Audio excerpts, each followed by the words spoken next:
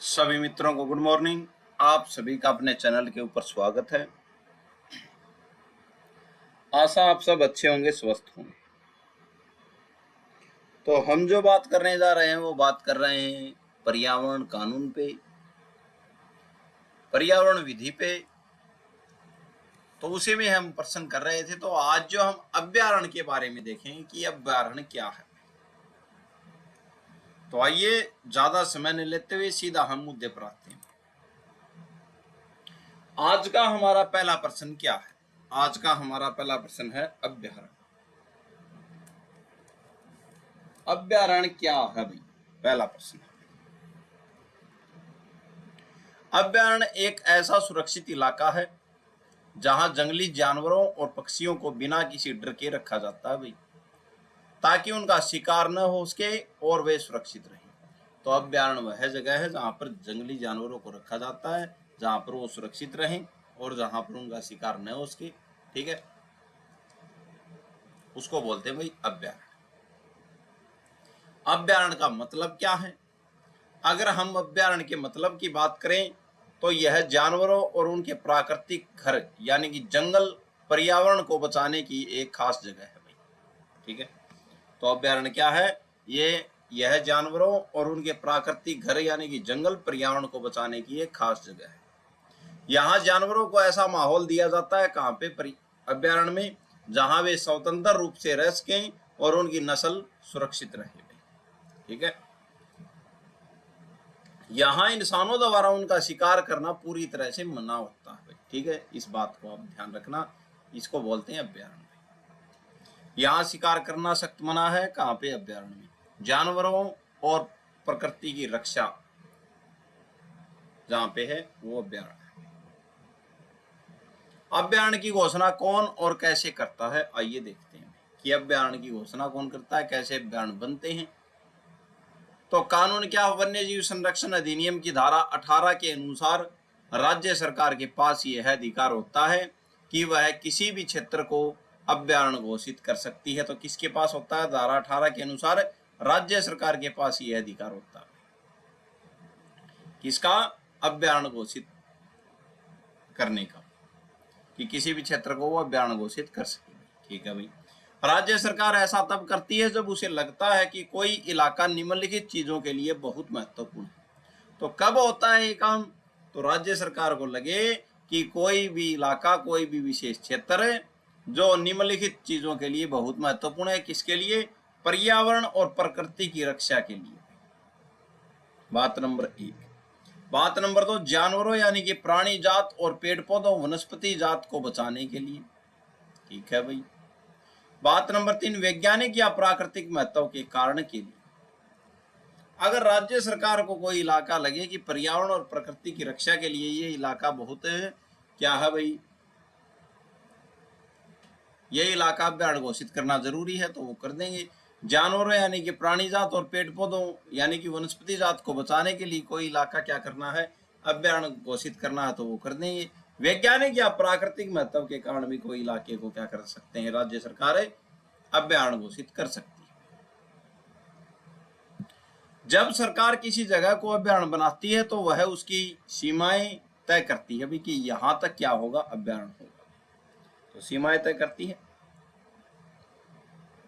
कि यह इलाका कहां से लेके कहां तक होगा। ठीक है, आइए आगे चर्चा करते हैं। ये हमने बात की अभ्यारण्य के बारे में। धारा 18 वन्य जीव संरक्षण अधिनियम की धारा 18 जो क्या करती है? राज्य सरकार द्वारा अभ्यारण्य घोषित करती है।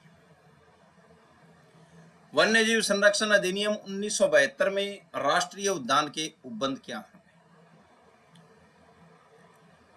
राष्ट्रीय उद्यान वन्य जीवों, पेड़ पौधों और प्राकृतिक पर्यावरण को बचाने का एक ऐसा क्षेत्र है। अब बात करते हैं हम किसकी? राष्ट्रीय उद्यान। वो था अभ्यारण्य। अब बात करते हैं नेशनल पार्क की। नेशनल पार्क क्या? तो वन्य जीव संरक्षण अधिनियम 1972 में राष्ट्रीय उद्यान का उपबंध की बात करते हैं। राष्ट्रीय उद्यान वन्य जीवों, पेड़ पौधों और प्राकृतिक पर्यावरण को बचाने का एक ऐसा क्षेत्र है जहां सुरक्षा के बहुत कड़े इंतजाम होते हैं भाई। ठीक है, यहाँ जानवरों और प्रकृति को उनके प्राकृतिक रूप में सुरक्षित रखा जाता है ताकि उनका विकास हो सके और वे कभी खत्म न हो। ठीक है, तो राष्ट्रीय जो पार्क जो राष्ट्रीय उद्यान नेशनल पार्क क्यों आवश्यक है? तो राष्ट्रीय उद्यान वन्य जीवों, पेड़ पौधों और प्राकृतिक पर्यावरण को बचाने का एक ऐसा क्षेत्र है जहां सुरक्षा के बहुत कड़े इंतजाम होते हैं। ठीक है, यहाँ जानवरों और प्रकृति को उनके प्राकृतिक रूप में सुरक्षित रखा जाता है। तो नेशनल पार्क में क्या होता है? जानवरों और प्रकृति को उनके प्राकृतिक रूप में क्या रखा जाता है? सुरक्षित रखा जाता है। सुरक्षा के कड़े इंतजाम होते हैं यहाँ पे। ठीक है, क्यों होते हैं? क्योंकि राष्ट्रीय उद्यान वन्य जीवों, पेड़ पौधों और प्राकृतिक पर्यावरण को बचाने का एक ऐसा क्षेत्र है भाई। ठीक है, ताकि उनका विकास हो सके और वे सभी खत्म न हो गए, इसलिए वहां पे सुरक्षा के कड़े इंतजाम होते हैं राष्ट्रीय उद्यान। राष्ट्रीय उद्यान का मतलब की अगर बात करें तो स्पष्ट मतलब है यह वन्य जीवों, पेड़ पौधों और प्राकृतिक पर्यावरण की रक्षा के लिए बनाया गया क्षेत्र है भाई। कौन सा? राष्ट्रीय पार्क। यहाँ जानवरों और प्रकृति को उनके प्राकृतिक रूप में सुरक्षित रखा जाता है। किसमें? राष्ट्रीय पार्क। इसका उद्देश्य उनके विकास, संरक्षण और प्रसार सुरक्षित करना है भाई, ताकि वे कभी खत्म न हो सके। ठीक है, क्या जानवर या पेड़ पौधे या उनका संरक्षण करना होता है भैया। राष्ट्रीय उद्यान की घोषणा कौन करता है? तो राष्ट्रीय उद्यान की बात सीधी बात है कहां पे होगी? केंद्र सरकार द्वारा होगी। आइए देखते हैं। वन्यजीव संरक्षण अधिनियम 1972 की धारा 35 के अनुसार राज्य सरकार किसी भी क्षेत्र को सरकारी राजपत्र में अधिसूचना जारी करके राष्ट्रीय उद्यान घोषित कर सकती है। ठीक है, राज्य सरकार ऐसा तब करती है जब वह इलाका निम्नलिखित वजहों से महत्वपूर्ण होता है भाई। तो कोई भी इलाका वो निम्नलिखित वजहों से अगर महत्वपूर्ण है तो उस इलाके को क्या कर दिया जाएगा? राष्ट्रीय पार्क, राष्ट्रीय उद्यान क्या कर दिया जाएगा? घोषित कर दिया जाएगा। बात नंबर 1, पारिस्थितिकी, जीव जंतुओं या पेड़ पौधों की रक्षा के लिए नेशनल पार्क बनाया जाता है। भू आकृति विज्ञान या विज्ञान की दृष्टि से उसका खास महत्व हो तब क्या किया जाता है? वो क्षेत्र राष्ट्रीय पार्क घोषित कर दिया जाता है। वन्य जीवों और उनके पर्यावरण को बचाने, फैलाने और विकास करने के लिए वह क्षेत्र जरूरी होता, तब भी क्या कर दिया जाता? राष्ट्रीय पार्क घोषित कर दिया जाता है। अभ्यारण्य और राष्ट्रीय उद्यान में छोटा सा फर्क बताइए भी। तो अभ्यारण्य क्या है? इसमें इंसानों की कुछ गतिविधियां जैसे थोड़ी बहुत लकड़ियां लाना या जो मवेशी होते हैं ये चराना शर्तों के साथ अनुमति मिलती है इसमें। लेकिन नेशनल पार्क में सब कुछ क्या है? वर्जित है। इसमें पाबंदियां बहुत सख्त होती हैं। यहाँ इंसानों की गतिविधियों जैसे मवेशी चलाना, शिकार करना या निजी गतिविधि पूरी तरह से क्या प्रतिबंध है। तो अभ्यारण्यों में क्या है? शर्तों के आधार पर कुछ व्यक्तियों को क्या है? छूट मिल जाती है, जैसे लकड़ी लेके आना या पशु वहां पे गमन करना, उनका चारा लेके आना। लेकिन नेशनल पार्क में ऐसा कुछ नहीं है। नेशनल पार्क में सब कुछ वर्जित है, इंसान की गतिविधि वर्जित है। आइए आगे चर्चा करते हैं। धारा 35 ध्यान रखना इसकी। राष्ट्रीय वन्य जीव बोर्ड के गठन पर प्रकाश डालिए। प्रश्न नंबर 3 प्रश्न बनेगा कि राष्ट्रीय वन्य जीव बोर्ड के गठन पर प्रकाश डालिए। जैसे देश को चलाने के लिए एक सरकार होती है, वैसे ही देश में जंगली जीवों, जंगलों और पर्यावरण से जुड़े बड़े फैसले लेने और नीतियां बनाने के लिए एक खास बोर्ड बनाया जाता है, जिसे क्या कहते हैं भाई? राष्ट्रीय वन्य जीव बोर्ड कहते हैं। ठीक है, तो राष्ट्रीय वन्य जीव बोर्ड किसे कहते हैं? तो जैसे देश को चलाने के लिए सरकारें होती हैं, वैसे ही देश में जंगली जानवरों, जंगली जीवों, जंगलों और पर्यावरण से जुड़े बड़े फैसले लेने और उनके ऊपर नीतियां यानी कि कानून बनाने के लिए एक खास बोर्ड होता है भाई कि कैसे नीतियां बनाई जाएंगी। तो इस बोर्ड को क्या कहते हैं? राष्ट्रीय वन्य जीव बोर्ड कहते हैं। ठीक है, यह बोर्ड कौन बनाता है? कानून भाई। वन्य जीव यह बोर्ड कौन बनाता है? तो ये बोर्ड कौन बनाएगा? केंद्रीय सरकार बनाएगी भाई। ठीक है, वन्यजीव संरक्षण अधिनियम की धारा 5 की उपधारा क के अनुसार इस बोर्ड का गठन केंद्रीय सरकार द्वारा किया जाता है। ठीक है भाई, इस बोर्ड में कौन कौन शामिल होते हैं, तो आइए देखते हैं। ये जो बोर्ड बना है वन्य जीव बोर्ड, तो राष्ट्रीय वन्य जीव बोर्ड, तो इसमें कौन कौन शामिल होंगे, आइए देखते हैं।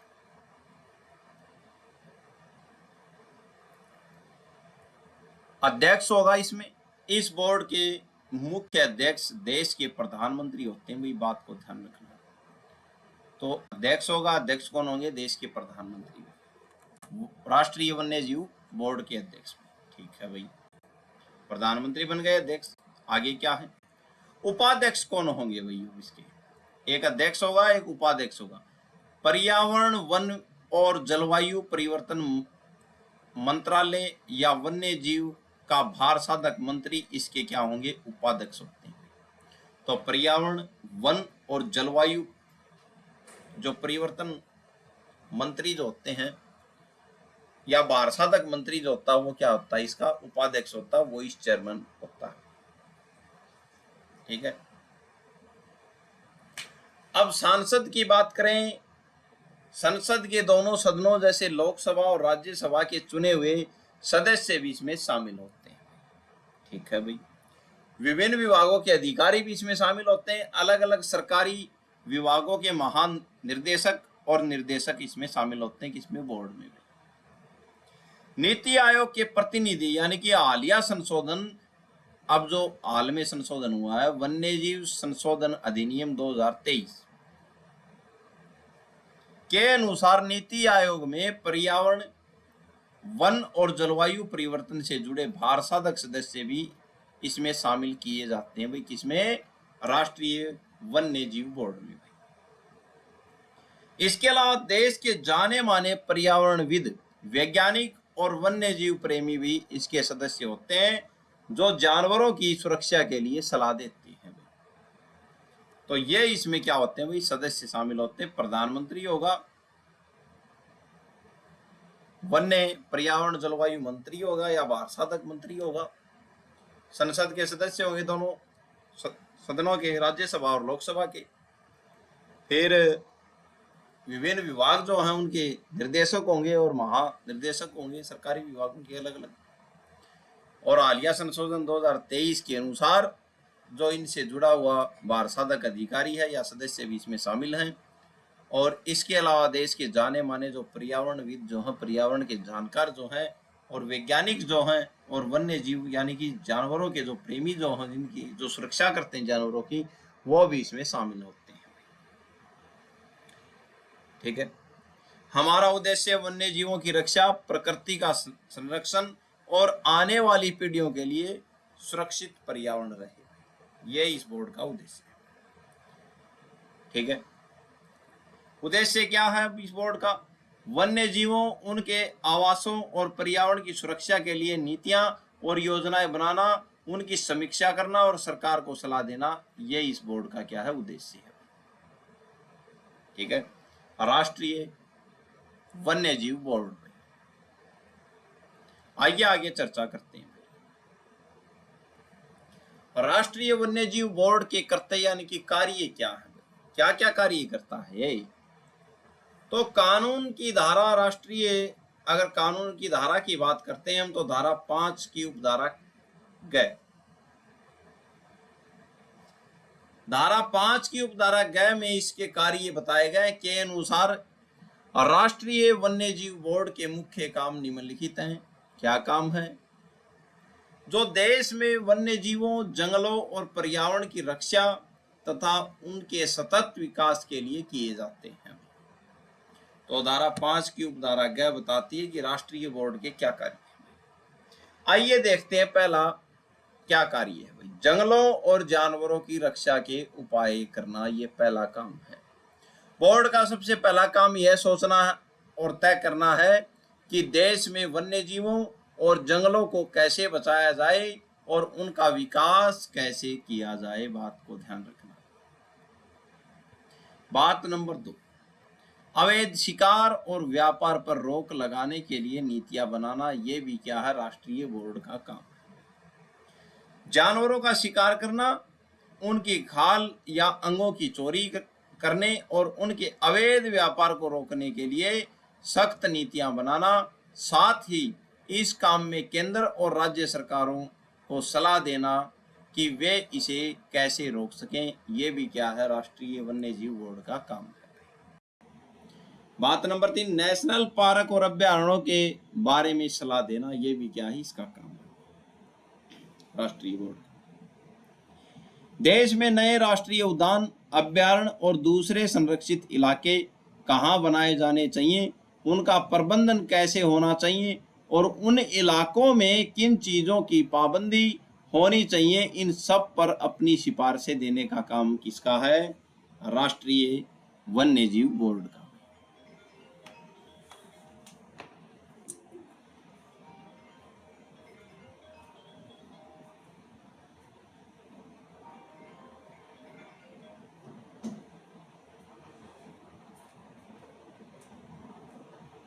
बात करते हैं अगला पॉइंट हमारा क्या है। अगला पॉइंट है नेशनल पार्क और अभ्यारण्यों के बारे में सलाह देना भी इनका काम है। अगला पॉइंट क्या है, ये प्रोजेक्ट्स की जांच करना यानी कि मूल्यांकन करना।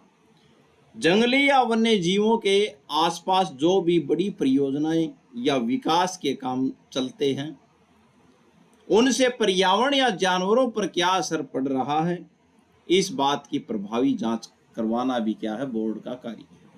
अब लगा लो कोई वन्य जीव अभ्यारण्य जो है उसके पास कोई फैक्ट्री लगा रहा है, तो उस पर जानवरों के ऊपर उसका क्या प्रभाव पड़ता है, पर्यावरण पे उसका क्या प्रभाव पड़ता है, ये जांच भी करवाना किसका काम है, बोर्ड का काम है, राष्ट्रीय वन्य जीव बोर्ड का। समय समय पर प्रगति की सीमा समीक्षा करना। देश में वन्य जीव संरक्षण का काम ठीक से चल रहा है या नहीं, इसकी समय समय पर समीक्षा करना और कमियों को सुधारने के लिए नए उपाय सुझाना भी क्या है, इस बोर्ड का काम है। ठीक है। हर 2 साल में रिपोर्ट तैयार करना और प्रकाशित करना।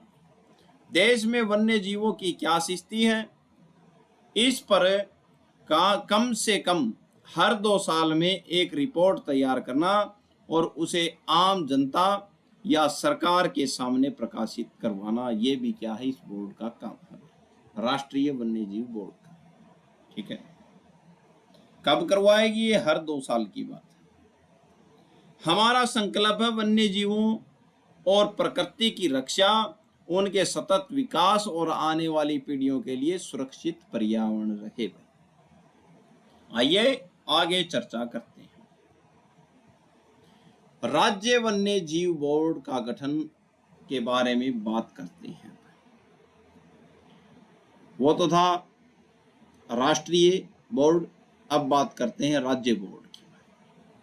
राज्य वन्य जीव बोर्ड गठन एवं कार्य क्या है इसके। राज्य वन्य जीव बोर्ड का गठन कानून की धारा 6 के अनुसार हर राज्य सरकार अपने राज्य के लिए एक राज्य वन्य जीव बोर्ड बनाती है। ठीक है। इसमें कौन कौन सदस्य होते हैं, तो अध्यक्ष होगा राज्य बोर्ड का, राज्य के मुख्यमंत्री इस बोर्ड के अध्यक्ष होते हैं। उपाध्यक्ष होते हैं राज्य के वन और वन्य जीव मंत्री, इसके उपाध्यक्ष होते हैं। बाढ़ साधक मंत्री भी इसके अध्यक्ष क्या है, उपाध्यक्ष होते हैं। अन्य सदस्यों की बात करें तो राज्य विधानसभा के सदस्य, विधायक, विभिन्न विभागों के अधिकारी और अन्य जानकार लोग इसके सदस्य होते हैं। ठीक है भाई। सचिव की बात करें, फॉरेस्टर ऑफिसर की बात करें, इसमें राज्य के मुख्य वन रक्षक या मुख्य वन्य जीव अभिरक्षक इस बोर्ड के सचिव होते हैं भाई, जो सारा प्रशासनिक काम संभालते हैं। किसका, राज्य वन्य जीव बोर्ड का। अब बात करते हैं इसके काम क्या है, राज्य वन्य जीव बोर्ड के भाई। राज्य वन्य जीव बोर्ड के कार्य करते क्या हैं भाई, कानून की धारा 8 भाई। ठीक है। कौन से कानून की धारा चल रही है, तो वन्य जीव संरक्षण अधिनियम 1972 की धारा चल रही है, धारा 8। क्या कहती है, इस बोर्ड का मुख्य काम राज्य, ये काम के बारे में बताती धारा 8, राज्य सरकार को वन्य जीवों की रक्षा के मामले में सलाह देना है। यह निम्नलिखित 5 मुख्य मामलों पर सलाह देता है। ठीक है, पहली बात है संरक्षित क्षेत्र का चयन। भाई, राज्य में कौन सी नई जगह को नेशनल पार्क या अभ्यारण्य बनाया जाना चाहिए और उनका मैनेजमेंट कैसे होना चाहिए, यह तय करना इस बोर्ड का काम है, राज्य बोर्ड का।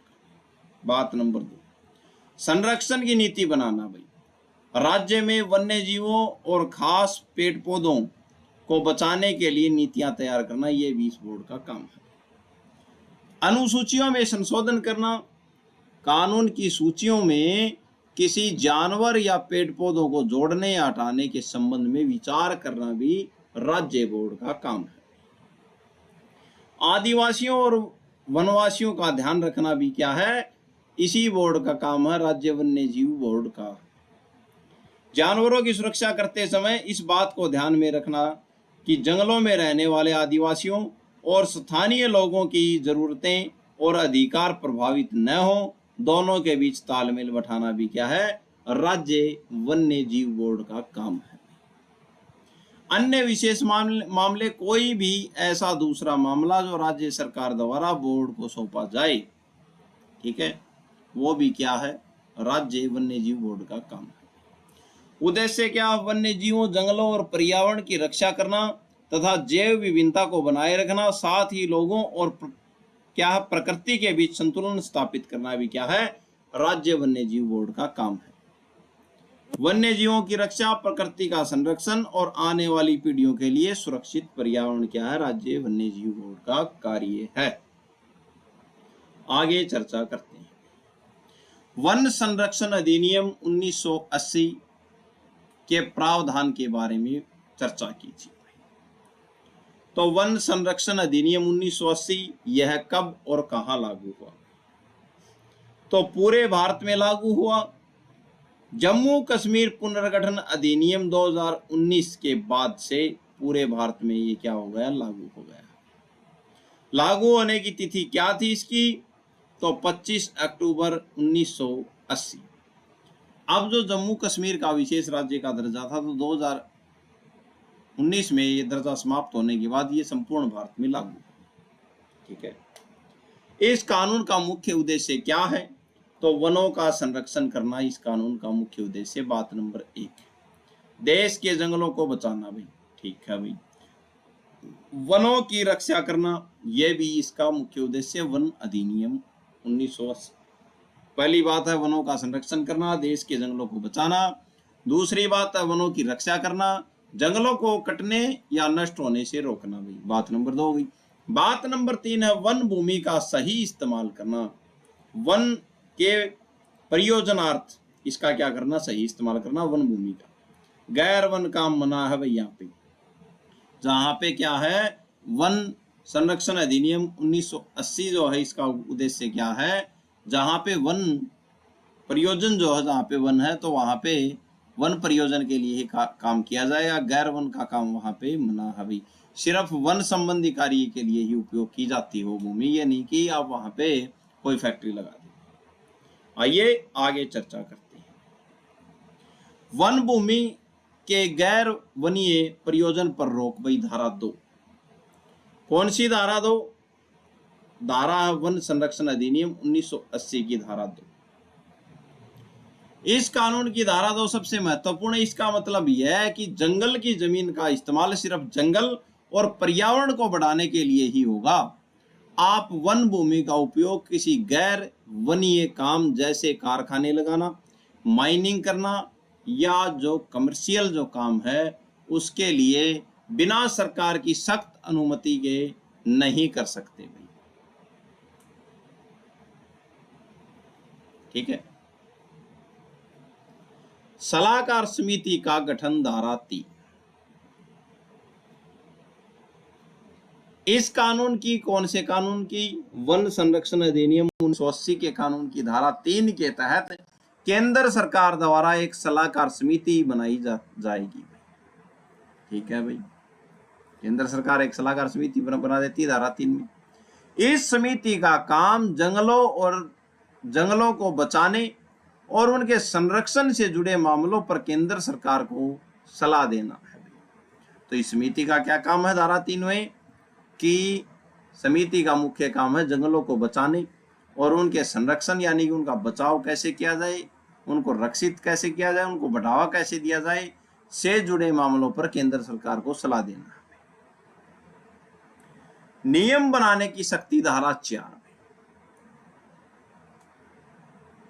वन संरक्षण अधिनियम 1980 की धारा 4 क्या कहती है? इस अधिनियम को ठीक से लागू कराने और इसके नियमों का पालन करवाने के लिए केंद्र सरकार के पास यह अधिकार है कि वह सरकारी राजपत्र में अधिसूचना जारी करके नए नियम भी बना सकती है। तो धारा 4 में नए नियम, धारा 3 में सलाहकार समिति और धारा 2 में क्या है? वन भूमि जो है उसको गैर वन भूमि के लिए इस्तेमाल करने से मना है। ठीक है, तो ये जो था आज हमारा छोटा सा टॉपिक था, इससे प्रश्न जरूर बनेंगे। हर बात को आप ध्यान से एक बार फिर से इस क्लास को लेना और एक बार और पढ़ने से आपको ये बातें समझ में आ जाएंगी। तो आज के लिए इतना ही। आशा है आप सब पढ़ रहे होंगे और आपको समझ में आ रहा होगा। तो चैनल को लाइक करें, शेयर करें, ज़्यादा से ज़्यादा अपने मित्रों तक पहुंचाएं। आज के लिए इतना ही। धन्यवाद, धन्यवाद, धन्यवाद।